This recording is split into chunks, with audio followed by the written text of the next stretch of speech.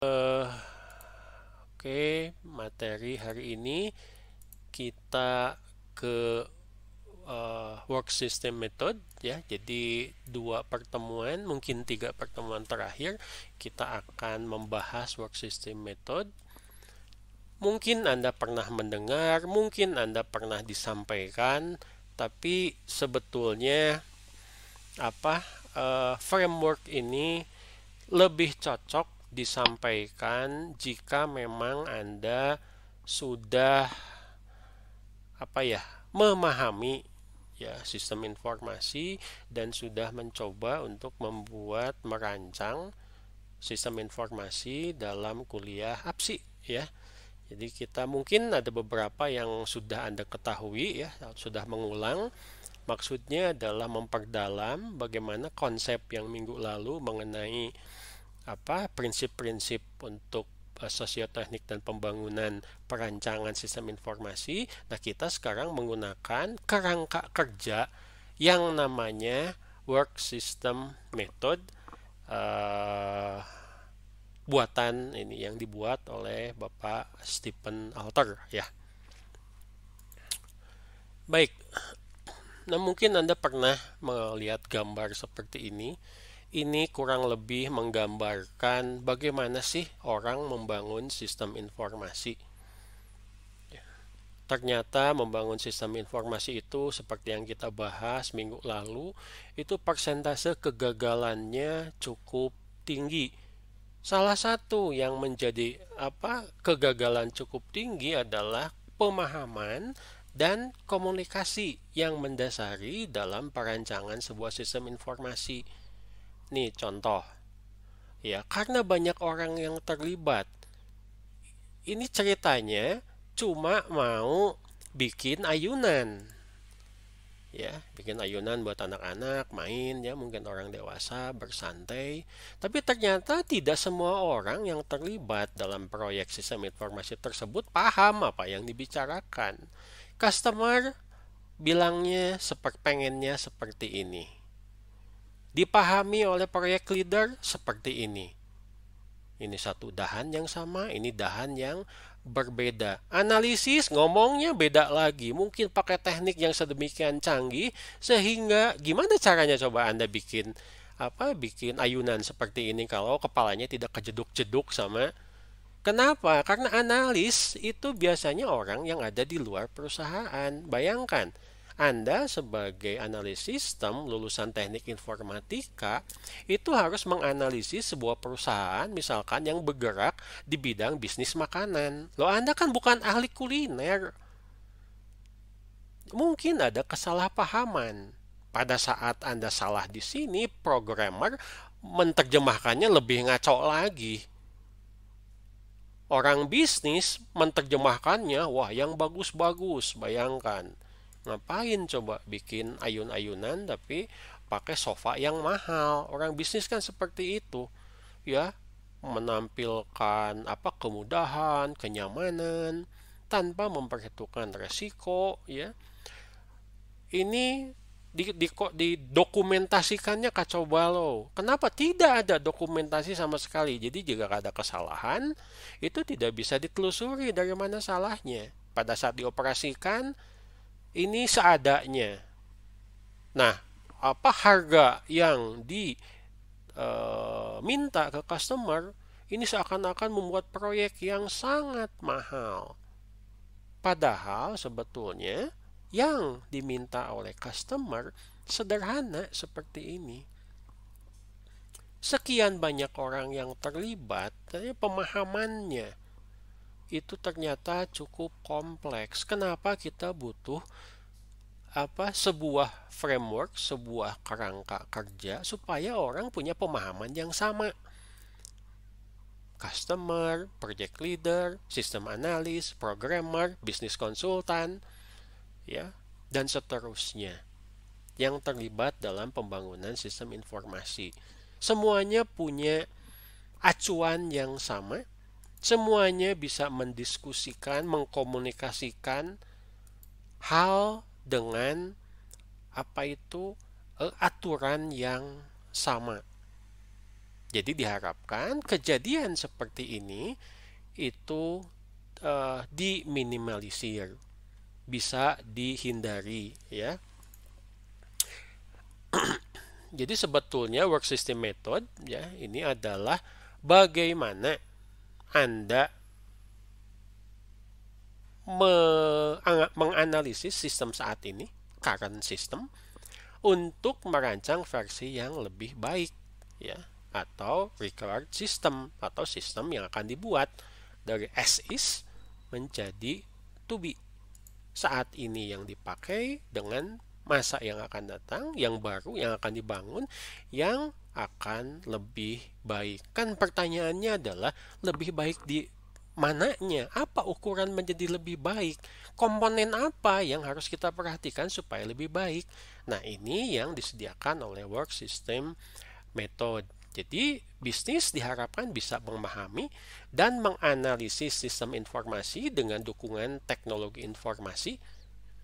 Dan di samping itu juga, karena tadi banyak pihak yang terlibat ya, jadi meningkatkan kualitas kolaborasi.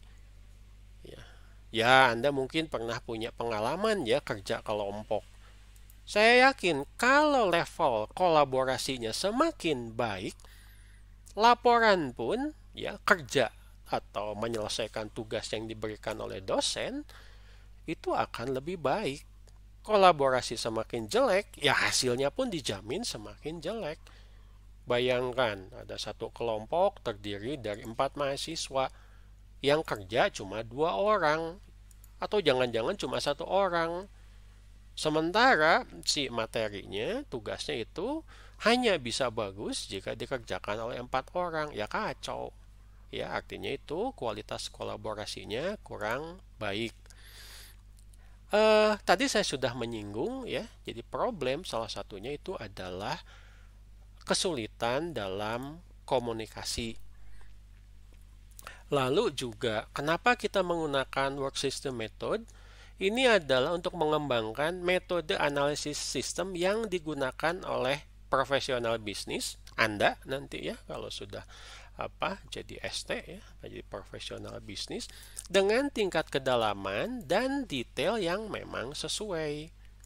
Kenapa? Misalkan tadi customer kesulitan untuk menyampaikan keinginannya dan ditangkap oleh analisis sistem dan sistem developer. Salah satu problemnya adalah tingkat detail yang kurang baik, termasuk kualitas yang dituntut. Sulit loh Anda minta sesuatu ke orang dalam bentuk apapun jika Anda bicaranya terlalu umum. Tolong dong masakin nasi. Kayak gimana nasinya? Wah, pokoknya mah mateng. Pada saat nasinya sudah mateng, ada keluhan. Oh, nasinya terlalu kering. Oh, nasinya terlalu lembek. Oh, nasinya kurang mateng. Oh, nasinya kok masih bau. Ini dicucinya kurang bagus. Kenapa misalkan restoran yang franchise ya bisa menyajikan makanan dengan kualitas yang sama dimanapun Anda makan di cabang restorannya. Salah satunya adalah tentu saja tingkat kualitas dari bahan baku dan detail dalam cara dia mengolah. Sampai detail itu. Panasnya harus berapa? Minyaknya harus jenis apa?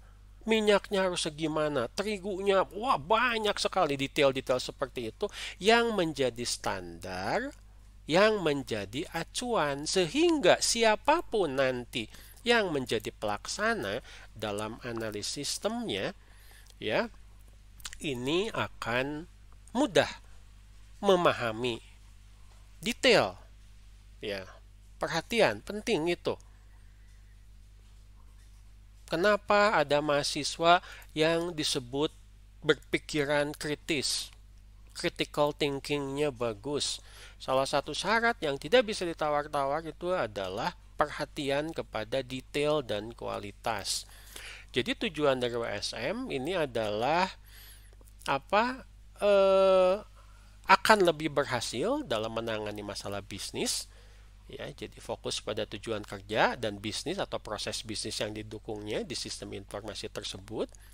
Juga analisis sistem memusatkan perhatian pada fitur dan kemampuan perangkat lunak atau fitur dan fungsi ya, function, untuk melakukan pekerjaan secara lebih efisien dan efektif. Misalkan untuk menggunakan perangkat keras dan perangkat lunak. Ya, bagaimanapun ini adalah dukungan dari teknologi informasi, tapi teknologi informasi atau teknologi saja itu bukan satu-satunya komponen dari pembangunan framework work system method ya. Jadi yang lebih luas lagi, teknologi itu akan digunakan untuk menghasilkan produk atau layanan ya, jasa ya, untuk pelanggan atau customer sesuai dengan tujuan bisnis dari si perusahaan atau organisasi. Oke, ini silakan dibaca saja ya. Jadi seperti yang kita ketahui bahwa teknologi informasi memegang peranan yang penting ya dalam pengembangan, operasi, dan pemeliharaan sistem. Nah, sistem kerja atau work system ini tergantung kepada teknologi informasi.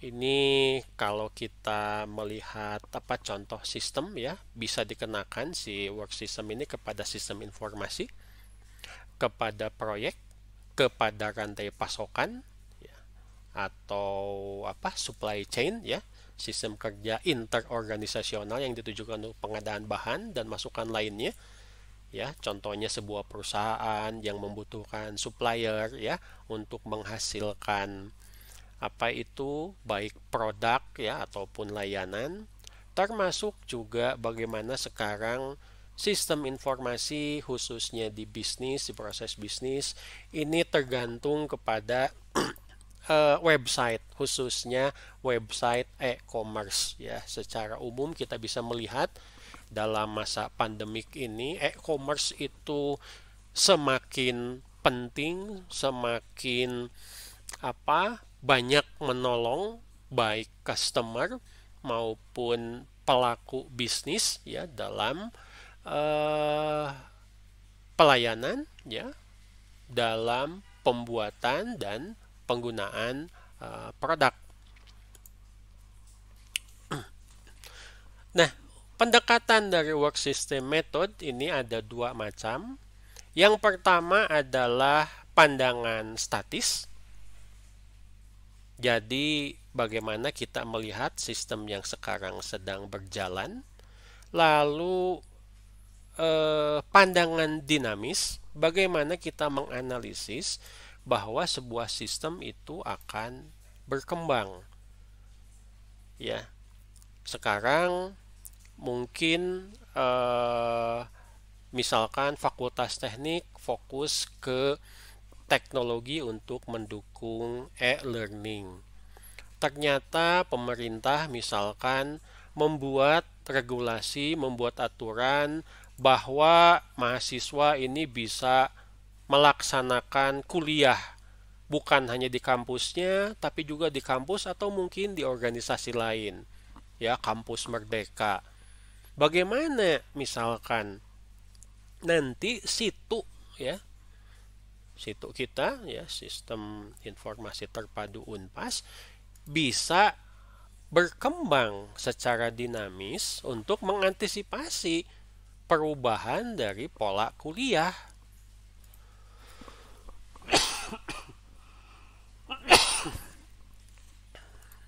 Artinya tantangan akan berubah. Yang dulu sudah cukup, yang sekarang sudah cukup hanya menggunakan e-learning, nanti harus ditambah bagaimana dengan mahasiswa yang tidak ikut e-learning tapi ikut magang di perusahaan X misalkan. Dengan dengan SKS tertentu, bagaimana menilainya? Siapa dosen yang jadi pembimbing? Itu kan tantangan-tantangan baru. ya, di mana fakultas teknik ya harus nanti menyesuaikan diri dengan perubahan yang dinamis. Ini yang akan dirangkum oleh work system method. Baik.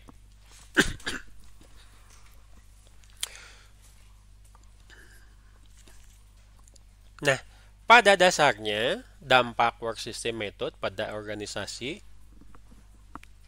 sebentar.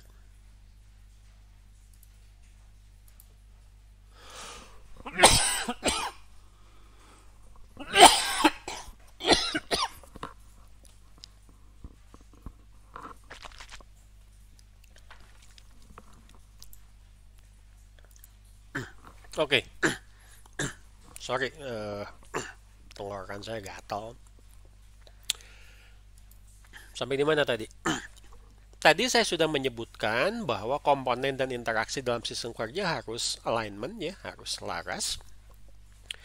Lalu produk atau layanan kepada pelanggan atau customer itu menjadi tujuan utama, ya, dalam memanfaatkan kerangka kerja ini, di mana layanan atau jasa ini diharapkan dapat memberikan nilai tambah yang baik, sehingga bukan hanya kepuasan dari customer yang kita pikirkan, tetapi juga kemampuan organisasi untuk berkompetisi, ya, dengan para kompetitor.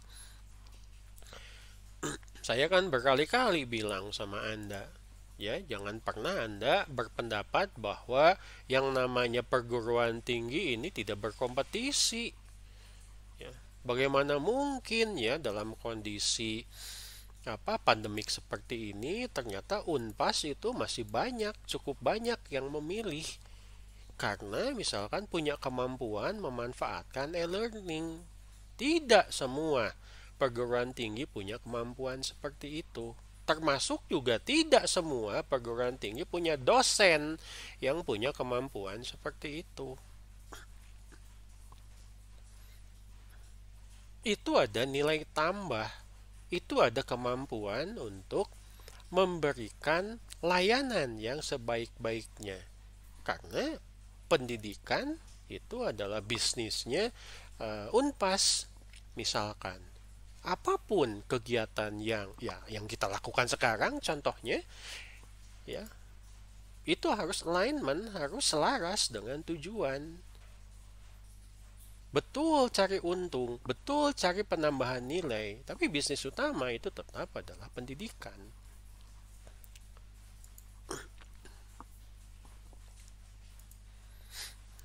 Nah, apa kaitannya dengan materi yang kita pelajari kemarin? Sistem kerja atau work system ini merupakan sistem sosioteknik di mana orang melakukan proses dan kegiatan. Orang, kegiatan, aktivitas sosial. Di mana di sini sistem itu adalah artefak, ya, berbantuan komputer yang digunakan oleh pengguna. Artefak itu apa? Data, informasi, ya, dokumen, ya, tempat, database. Bagaimana informasi yang mengalir dalam sebuah sistem dikelola untuk pada ujungnya itu akan melayani pengguna atau customer. Jadi selain aspek sosioteknik, sistem kerja juga mencakup sistem yang mungkin, tolong ini ini pakai kata mungkin sepenuhnya otomatis. Bagaimana misalkan Anda bisa menyusun struktur proses, Anda merancang bahwa semua proses di sini mayoritas itu otomasi. Tentu saja dengan pengawasan dan pengambilan keputusan dari pelaku. Mungkin, ya, mungkin juga tidak, ya, hanya mungkin proses-proses yang diperlukan saja yang menggunakan otomasi. Ini bisa memanfaatkan work system. Jadi prinsipnya ini ada 7, ya. Yang pertama adalah memuaskan pelanggan. Yang kedua adalah melaksanakan pekerjaan secara efisien. Yang ketiga adalah melayani partisipan, nanti kita akan bahas satu-satu. Yang keempat, membuat informasi semakin bernilai. Lalu sebetulnya sistem informasi juga membuat informasi semakin bernilai ya, tapi work system lebih spesifik lagi, melihat komponen-komponen bagaimana membuat informasi semakin bernilai, memanfaatkan sebaik-baiknya teknologi ya dengan meminimalisir usaha sesedikit mungkin yang dilakukan oleh partisipan atau pengguna atau orang yang terlibat. Lalu penyebaran infrastruktur sebagai sumber daya ya, memanfaatkan teknologi informasi terkini dan meminimalisir dampak dan konflik yang tidak diinginkan. Ini aspek sosialnya. Ya, jangan sampai apa pemanfaatan teknologi informasi itu malah menimbulkan masalah baru, menimbulkan konflik baru yang sebelumnya tidak ada.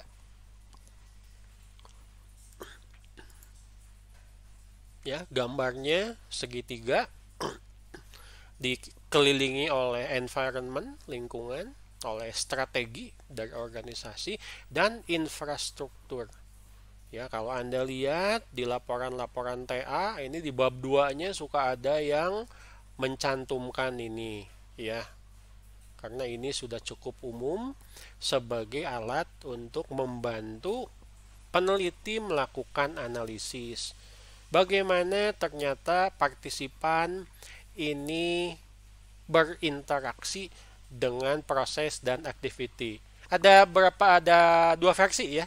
Ada yang menuliskan proses dan aktiviti, ada yang secara spesifik menuliskan sebagai proses bisnis. Kalau menurut saya ya mirip-mirip lah. Anda mau pakai yang proses and activity ya, proses dan aktivitas, ataupun proses bisnis ya mangga wae lah. Ini komponen-komponennya partisipan, information, teknologi ya, ada product and service ya, produk dan layanan, dan yang paling atas itu adalah customer. Ya, mungkin ini kurang tepat tapi mungkin sesuai dengan peribahasa ya, pelanggan adalah raja. Ya, ujung-ujungnya adalah bagaimana organisasi bisa melayani customernya dengan sebaik-baiknya. Kalau Anda perhatikan ya, garis yang menghubungkan antar komponen ini garisnya panahnya bolak-balik. Artinya tidak searah. Ya, dari customer nanti mungkin ada feedback ke product and service, mungkin ada feedback sampai ke partisipan.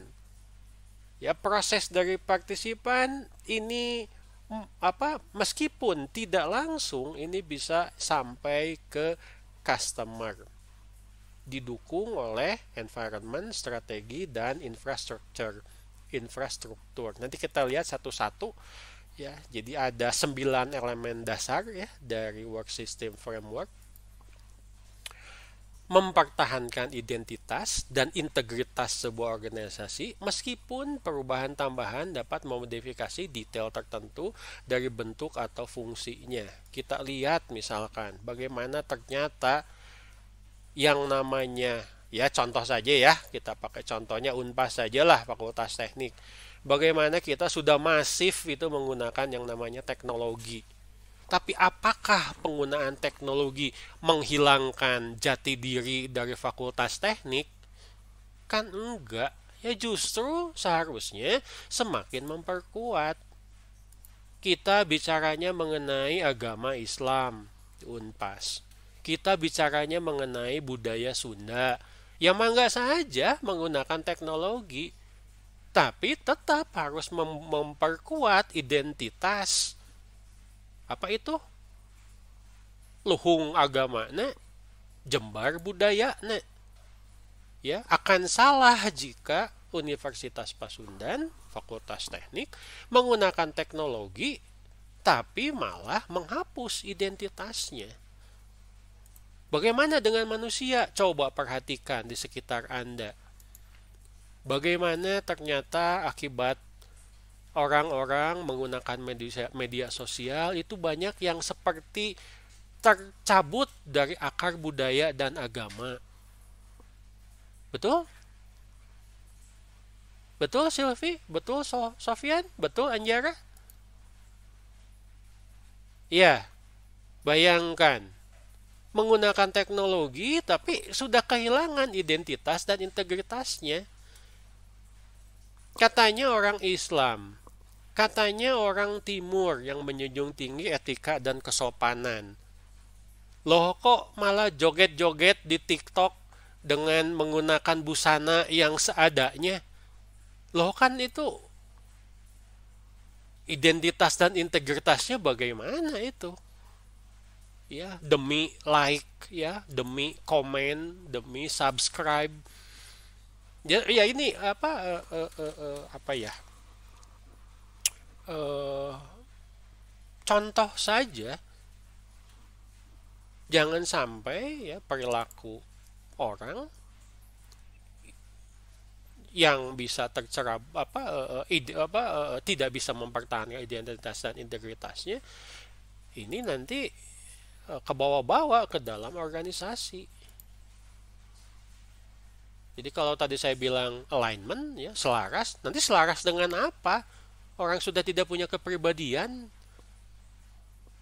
Banyak sekarang ya anak muda yang ngakunya orang timur, yang ngakunya beragama Islam, tapi lebih barat dibandingkan dengan orang barat kelakuannya.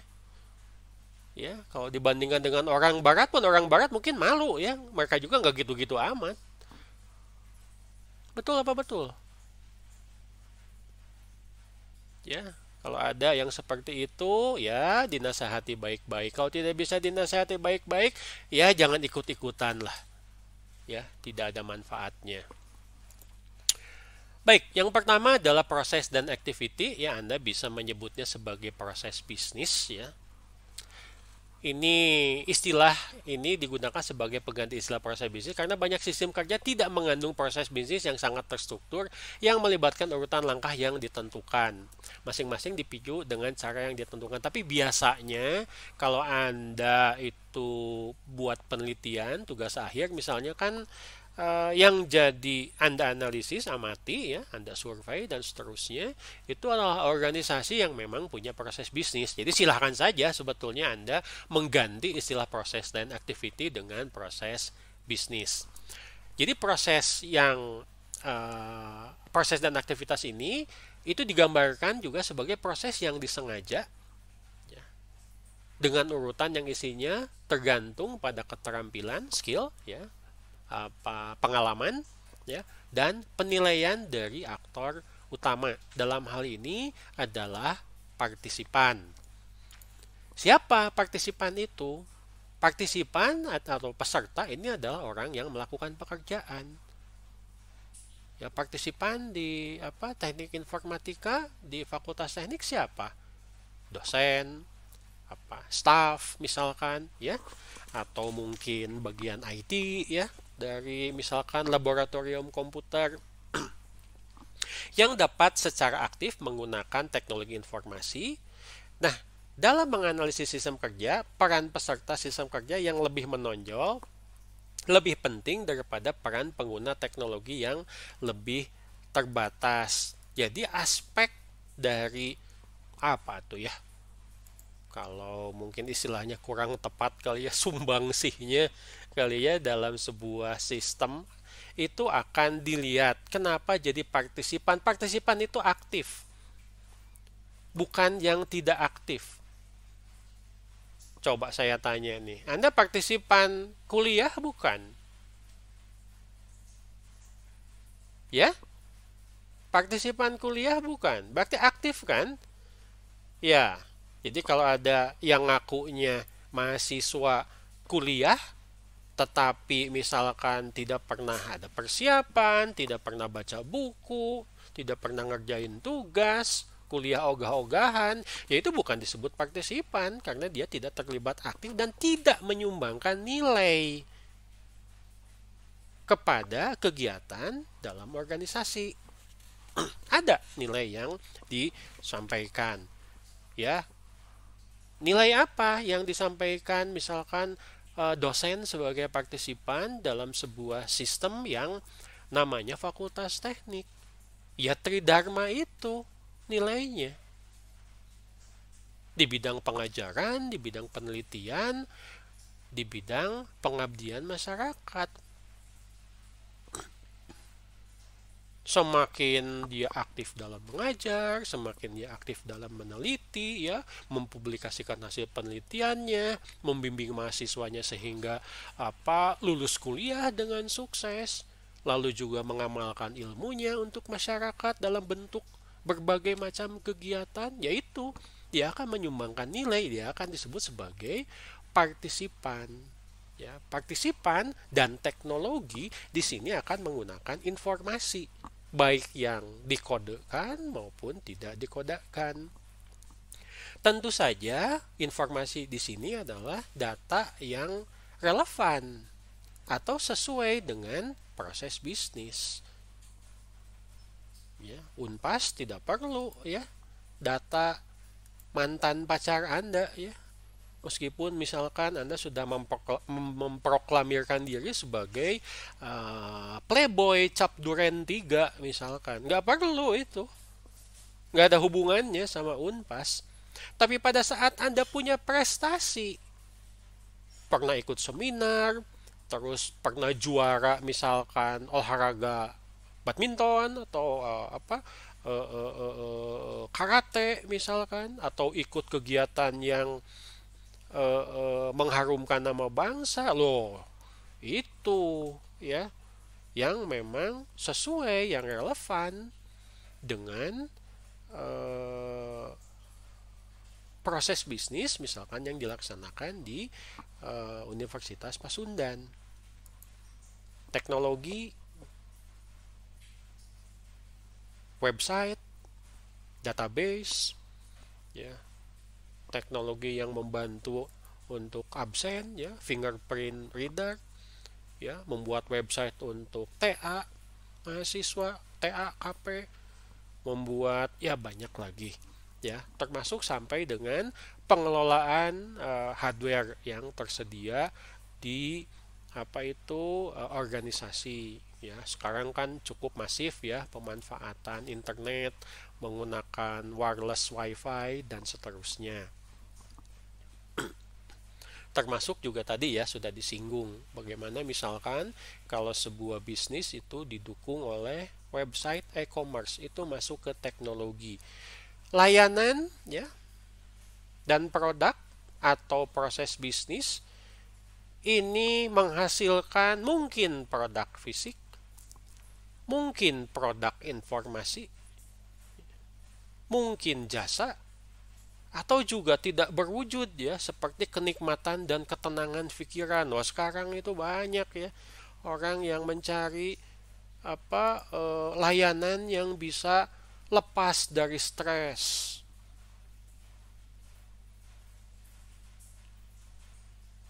Ada juga mungkin produk sosial ya, seperti yang mengatur kesepakatan, yang membantu negosiasi, yang merestrukturisasi sebuah organisasi ya.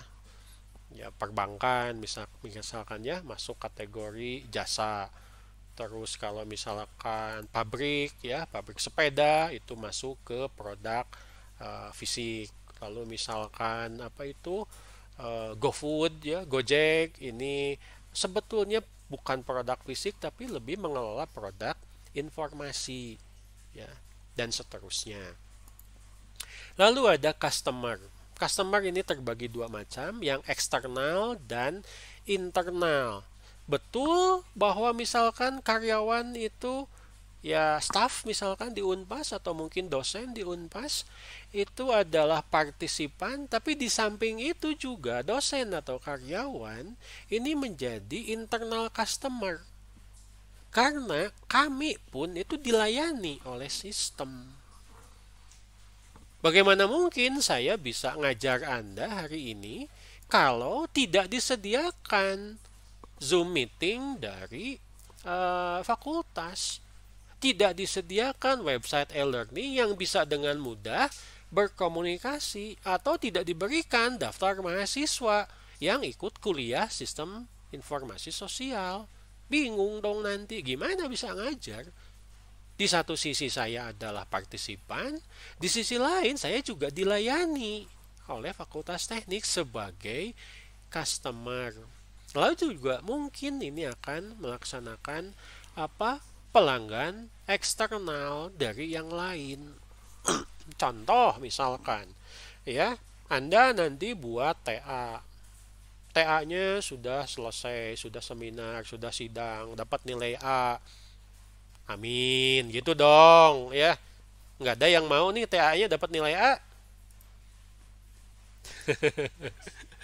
Anda nanti dapat apa? Sudah dapat nilai, lalu apa yang terjadi dengan laporan Anda? Laporan Anda ya versi digitalnya itu akan dipublikasikan di Digital Library Fakultas Teknik Unpas. Untuk apa? Ini sebetulnya adalah untuk layanan eksternal, menyediakan informasi untuk pengguna di luar Unpas untuk mengetahui penelitian-penelitian yang sudah misalkan dilakukan oleh Unpas. Di sisi lain juga ini akan semakin meningkatkan kualitas ya dari Unpas dengan penelitian-penelitian baik dari dosen maupun mahasiswa yang bagus. Itu untuk pelanggan eksternal ya. Jadi customer itu tidak selalu yang eksternal, tidak selalu yang dari luar. Yang dari dalam pun ada yang dilayani oleh sistem. Ada environment ya, ini lingkungan organisasi, tuh disebutkan kultur atau budaya. Jadi tolong jangan sampai Anda bertanya ngapain sih mesti kuliah budaya Sunda. Lah itu bagian dari organisasi. Kalau Anda apa itu kuliah dilanjutkan kuliah ke S2-nya sistem informasi, kultur itu ada kuliahnya sendiri. Bagaimana kultur itu bisa berpengaruh kepada yang namanya sistem informasi, ya. Lalu ada persaingan tentu saja ya, kompetisi, ada aspek teknis dan ada peraturan ya. Biasanya peraturan ini dibuat oleh regulator. Contohnya oleh pemerintah di mana sistem akan beroperasi. Ini menjadi eh, apa? Menjadi acuan juga Anda dalam merancang sebuah sistem. Betul, kita harus alignment dengan tujuan organisasi. Tapi pertanyaan selanjutnya adalah apakah tujuan organisasi selaras dengan tujuan pemerintah? Itu harus dua-duanya bisa dipenuhi. Jangan sampai kita membuat sistem informasi yang menguntungkan untuk organisasi tapi melanggar aturan pemerintah, gitu loh maksudnya ya. Jadi Anda sebagai analis sistem mesti aware dengan environment atau lingkungan. Infrastruktur ini bukan cuma teknologi saja ya, macam-macam ini sebetulnya. Sumber daya manusia, informasi, ya, aspek teknis yang harus dikelola ya dan dibagikan di dalam sistem kerja. Semuanya itu misalkan yang berkaitan dengan apa itu software dan hardware ini bisa dimasukkan ke dalam sistem infrastruktur yang nanti akan menjadi pondasi untuk teknologi jaringan komputer, internet, bahasa pemrograman, ya, basis data, ya mungkin aplikasi-aplikasi khusus, ya, yang dipakai itu adalah bagian dari infrastruktur. Selanjutnya adalah strategi. Nih, saya tanya dulu.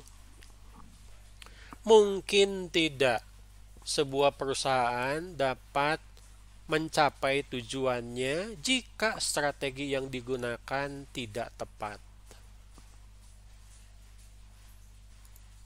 Ya, ada yang bisa bantu? Mungkin seperti Anda, ya silakan siapa? Fauzan, ya silahkan. Mungkin sulit Pak untuk mencapai tujuannya. Sulit untuk mencapai tujuannya. Coba Anda bayangkan, sebuah kesebelasan, ada Ronaldo, ada Messi, ada ya Pele, tapi Pele yang masih muda. Ya, wah semuanya itu pemain-pemain hebat, pemain-pemain bintang. Tapi kalau strateginya nggak benar, ya tetap saja bakalan kalah.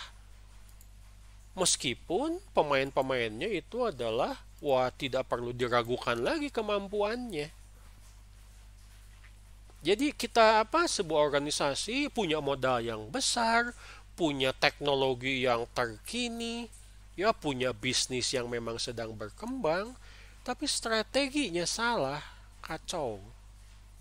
Besar kemungkinan itu akan gagal bahkan rugi. Ya, Anda bisa melihat dari sejarah ya bagaimana ternyata banyak sekali keputusan dari sebuah organisasi itu apa eh, mengakibatkan kegagalan karena strategi. Ya, misalkan dulu ya tahun 70-an IBM tuh sudah bisa membuat yang namanya personal komputer. Artinya apa? Mereka bisa menjual komputer-komputer kecil kepada masyarakat umum. Tapi ternyata mereka salah menerapkan strategi. Strategi mereka adalah, komputer masih mahal. Masyarakat mah sepertinya tidak butuh personal komputer. Ya, strategi kita tetap saja fokus ke komputer mahal dan ke komputer mainframe. Apa yang terjadi? Pasar untuk personal komputer itu ternyata direbut oleh perusahaan-perusahaan lain. Coba kita lihat sekarang. Banyak nggak orang yang menggunakan laptop atau PC IBM? Sedikit kan? Itu dimulai dari strategi yang salah. Kalau mereka dulu mengembangkan fokusnya bukan hanya ke mainframe tapi juga ke pengembangan PC, mungkin sekarang ceritanya lain. Ya, jangan-jangan pasar PC dan laptop sekarang didominasi oleh IBM.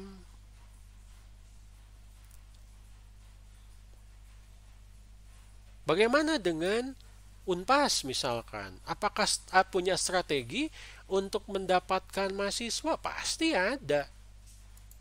Ya. Supaya Unpas bisa survive ya. Bayangkan ada beberapa perguruan tinggi ya yang pada masa pandemik ini sampai ditutup. Kenapa? Karena tidak ada mahasiswa yang daftar atau sangat sedikit. Nah, itu akibat dari persaingan dan mungkin juga akibat dari penerapan strategi yang uh, kurang baik. Ya. Baik, jadi ini gambarannya ya. Jadi seperti yang saya sebut di awal bahwa work system method ini dibuat oleh Stephen Alter. Ini adalah basic term atau istilah-istilah yang harus Anda pahami ya. Tadi saya cukup banyak ngomongnya. Ini cuma versi ringkasnya dalam bahasa Inggris. Apa sih yang disebut sebagai customer? Orang yang menerima, yang menggunakan atau mendapat keuntungan ya dari produk dan layanan.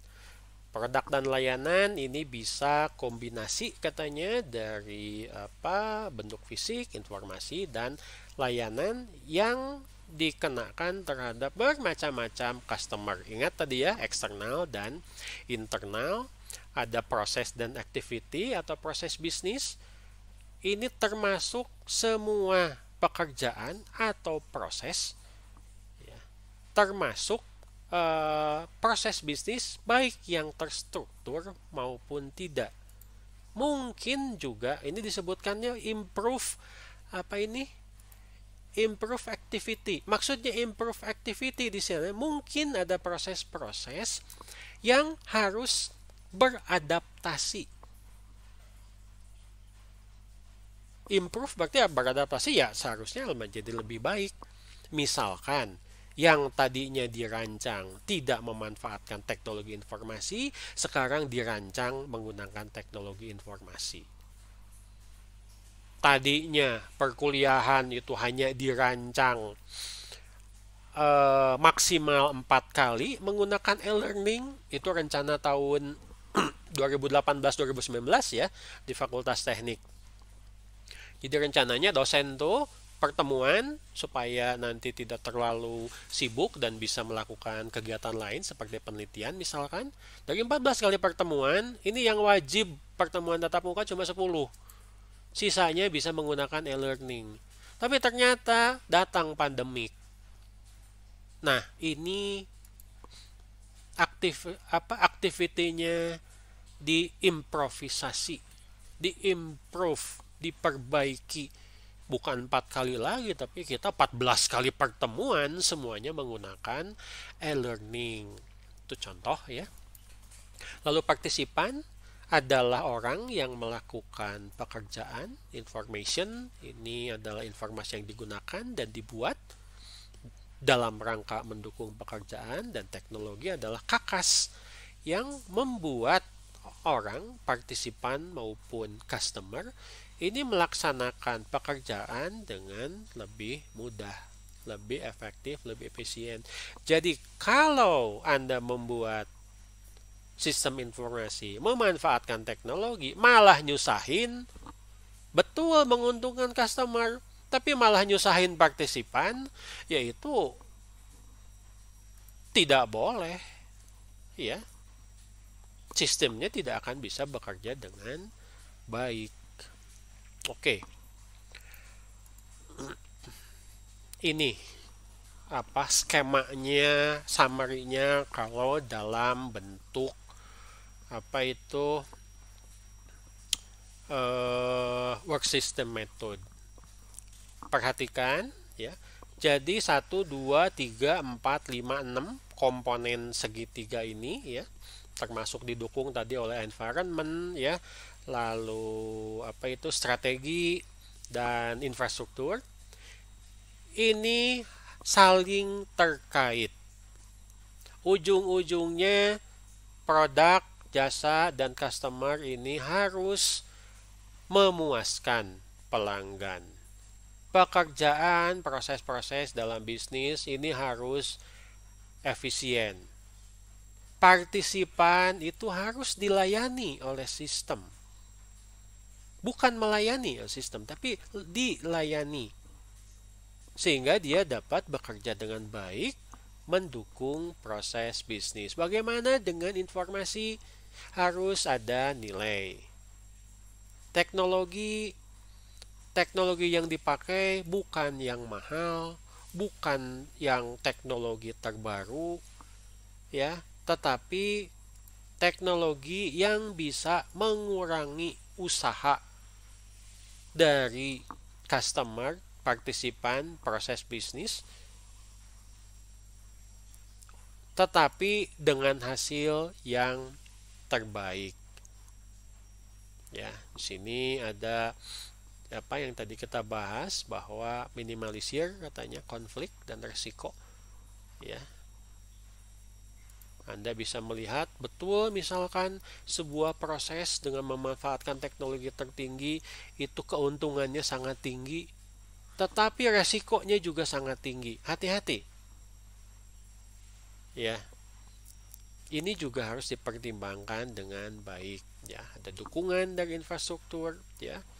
Nah, ini adalah contoh bagaimana Anda menggunakan work system method sebagai kakas di satu sisi untuk analisis, di sisi lain itu sebagai panduan untuk membangun sebuah sistem informasi yang baru atau required system.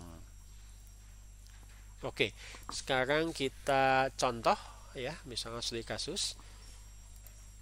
Saya sih belum pernah ikutan apa itu lelang ya di eBay ya. Ada yang pernah ikutan lelang? Ya, eBay itu adalah website untuk lelang online ya. cukup terkenal, ini sebagai studi kasusnya. Situs ini juga sangat populer bagi pedagang online untuk digunakan sebagai saluran penjualan. Beda dengan e-commerce biasa, kalau lelang itu ada orang yang menawar dan ada orang yang menawar lebih tinggi sampai dengan satu tahap tertentu. Tawaran yang tertinggi itu akan disetujui sebagai pemenang karena sudah tidak ada penantang lagi atau yang menawar lebih tinggi. Ada yang pernah berkunjung ke lelang pasar ikan di tepi pantai Pangandaran misalkan, atau mungkin di Sukabumi, ya. Saya pernah sekali nonton dan saya juga tidak terlalu paham apa yang diomongin sama juru lelang, tapi yang jelas orang-orang itu akan mulai menawar dari harga dasar sampai dengan harga tertinggi. Jadi di eBay ini semua orang dapat membuka akun, ya, secara gratis. Pengguna dapat memilih untuk menjual atau membeli produk. Bila memiliki akun penjual, ada biaya yang terkait dengan misalnya biaya daftar, ada fee-nya kurang lebih, ya. Ada komisi yang kita harus bayarkan. Jadi kalau misalkan ada satu barang yang ditawarkan awal 500.000, terus ditawar sampai akhirnya laku 1 juta, ya tidak akan mendapat 1 juta. Tapi pasti ada potongan administrasi, ada potongan pajak mungkin, ya, dan seterusnya. Jadi kalau lihat dasarnya kurang lebih seperti ini, bagannya, skemanya. Di mana orang akan melihat barang-barang atau produk yang akan dilelang. Lalu juga eBay akan mengumumkan kapan waktu lelang dimulai dan kapan waktu lelang akan berhenti, ya, akan diselesaikan. Nah, selama waktu lelang tersebut, orang yang berminat untuk membeli barang itu melakukan penawaran. Mungkin sekali, mungkin 2 kali, ya, mungkin sampai dengan menang. Tawarkan 500, penawar A 550, penawar B 600, penawar C 650, balik lagi penawar A 650, dan seterusnya sampai tidak ada orang yang berani menawar lagi. Setelah selesai, penawar terakhir yang tertinggi akan dinyatakan sebagai pemenang, ya. Lalu ya harus melakukan transaksi sesuai dengan nilai akhir dari lelang, ya. Jadi lelang itu barangnya bisa apa saja, ya, mulai dari yang kecil-kecil mungkin sampai yang sangat berharga, semuanya bisa dilelang, ya. Ya kalau di kita juga ada, ya, balai lelang, cuma tidak online, ya. Ini contoh saja. Jadi pada saat kita melihat eBay ini, kita memanfaatkan work system, kita akan melihat secara garis besar apa saja sih komponennya. Itu disebut sebagai snapshot. Ya, jadi cara kita secara ringkas memanfaatkan framework ini untuk mengidentifikasi komponen-komponen yang terlibat. Sulit Anda untuk memperbaiki sebuah sistem jika komponennya tidak bisa Anda identifikasi. Oke, kita akan lihat. Ini yang disebut sebagai snapshot. Kita bisa lihat dari bawah, kita bisa lihat dari atas. Ya, contohnya di sini ada yang namanya partisipan.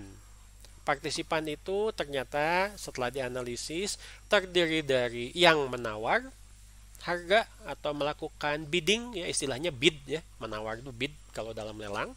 Lalu ada penjual, lalu ada perjanjian dengan pihak ketiga, misalkan dengan pihak asuransi, ya. Kalau nanti orang sudah beli lalu barangnya dikirim, ternyata barangnya rusak atau tidak sesuai dengan yang dideskripsikan dalam lelang, ya orangnya bisa nuntut ke asuransi untuk diganti rugi. harus ada ini jaminan ya, namanya juga online. Kita nggak tahu barangnya di mana. Jangan-jangan barangnya dijual di Indonesia, yang nawarnya dari Malaysia atau dari Brunei atau dari Jepang. Namanya juga online. Partisipan ini bisa dari seluruh dunia. Syarat informasi apa yang dikelola dalam lelang memanfaatkan eBay? Yang pertama adalah syarat lelang. Mungkin syarat lelang itu adalah data diri. Kalau lelang apa itu? Kalau lelang yang tidak online ya, untuk menunjukkan keseriusan Anda sebagai penawar, biasanya Anda setor uang. Uangnya kalau Anda misalkan tidak dapat barang, itu bisa diambil lagi sebagai jaminan. Itu misalkan contoh syarat lelang. Lalu tentu saja deskripsi item lelang yang spesifik. Ini barangnya apa sih? Kenapa dilelangnya kok mahal-mahal amat? Ternyata misalkan barangnya barang kuno atau bersejarah. Lalu tentu saja penawaran. Penawaran dari siapa? Jumlahnya berapa? Ya, apakah ini paling besar atau tidak? Lalu umpan balik dari eBay. Apakah lelang ini disetujui? Apakah penawar tertinggi itu dinyatakan sebagai pemenang? Teknologi yang digunakan, ya ini sebetulnya teknologi yang umum digunakan di situs e-commerce. Pasti pakai basis data. Pasti ada laptop, ada komputer, ya, ada websitenya. Tentu saja kita butuh infrastruktur internet. Kita naik ke level selanjutnya. Proses bisnisnya ngapain? Apa yang dilakukan? Atau proses dan aktivitinya. Yang pertama adalah eBay sebagai entitas bisnis itu harus bisa mengenali ketertarikan pada item lelang. Gimana caranya supaya kalau ada lelang barang kuno misalkan ya, para orang yang pernah terlibat dalam lelang sebelumnya, khususnya barang kuno, itu bisa dikasih tahu. Atau bahkan lebih bagus lagi, bisa menjaring penawar baru yang tertarik mengikuti proses lelang. Lalu selanjutnya adalah menggunakan website eBay untuk lelang online, pendaftaran pembeli atau peserta lelang, ada penawaran lalu pelacakan, ya. Jadi jangan sampai nanti ada orang ikut lelang, tapi ternyata cuma bohong-bohongan doang. Cuman ikut ramenya saja, pada saat dinyatakan sebagai pemenang, nggak mau beli. Nah, gimana ini aturannya? Harus bisa melakukan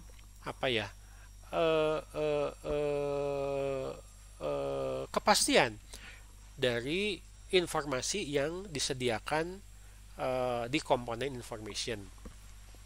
Lalu melacak ya penawaran lain. Jadi kalau kita melakukan penawaran terus ada yang menawar lebih tinggi, ya harus dikasih tahu. Bagaimana kemudahan misalkan untuk transfer pembayaran, ya, apakah menggunakan kartu kredit, apakah melakukan jasa perbankan dan seterusnya.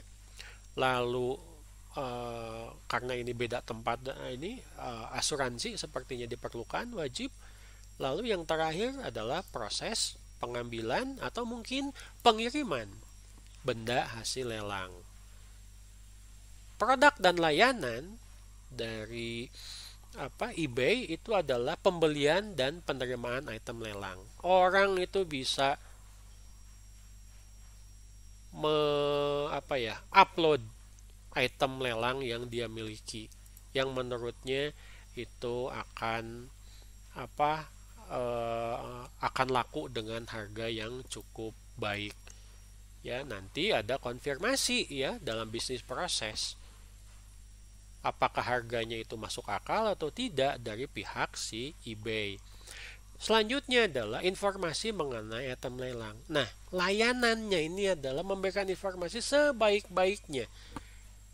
Bagaimana mungkin orang, ya logika sajalah, bagaimana mungkin customer akan membeli sebuah barang jika informasinya tidak lengkap.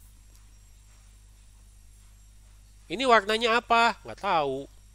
Ini beratnya berapa kilo? Wah, kurang lebih lah, gimana?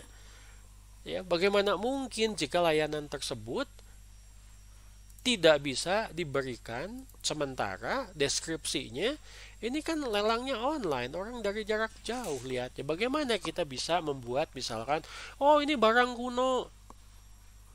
Tahu dari mana barang kuno? Siapa yang menyatakan itu barang kuno? Barang bersejarah.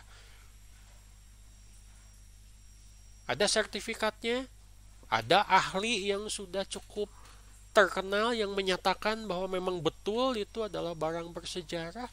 Nah ini bagian dari produk dan service. Dan yang terakhir yang harus dipuaskan tentu saja adalah customer. Orang yang membeli item yang dijual melalui lelang online. Sudah dia berhasil menawar dengan harga tertinggi, ya, lalu dia mendapat kemudahan misalkan dalam pengiriman atau pengambilan barang yang setelah dilelang, dan barang yang dia dapatkan sesuai dengan spesifikasi yang sebelumnya disampaikan lewat information, lewat bisnis proses, dibantu dengan teknologi dan partisipan, disampaikan lewat produk and service. Ya. Jadi dengan satu gambar ini, snapshot ini, diharapkan Anda mungkin dengan tim Anda yang akan melakukan desain untuk required system akan lebih mudah memahami. Kita sudah dikelompok-kelompokkan, sudah diringkas, Anda bisa melihat keterhubungan dan saling dukungannya, sehingga kembali lagi ke slide yang tadi, gambar ayun-ayunan, akan bisa dihindari kesalahpahaman.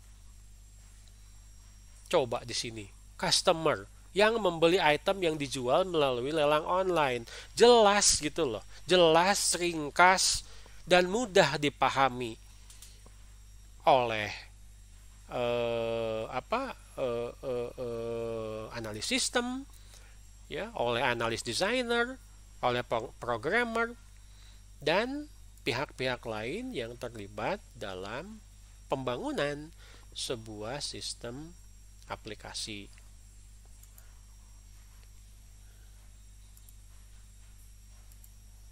Oke, itu slide terakhir dari kuliah kita hari ini. Mana wajah-wajahnya? Jadi saya harapkan bagaimana ya sebuah proses bisnis yang cukup kompleks, yang cukup rumit dari sebuah organisasi itu bisa seakan-akan diringkas dalam sebuah framework sehingga mudah dijadikan sebagai media analisis, sebagai media komunikasi antar tim dalam pembangunan sebuah sistem aplikasi. Itu maksudnya. Penyederhanaan. Jadi nanti ada persamaan persepsi. Ya, kalau tadi kita lihat yang kasus ayunan, ya, sudah persepsinya salah, komunikasi kacau balau, sehingga hasilnya pun ternyata tidak sesuai dengan ekspektasi, padahal harga yang harus dikeluarkan itu sangat besar. Ya, sebentar.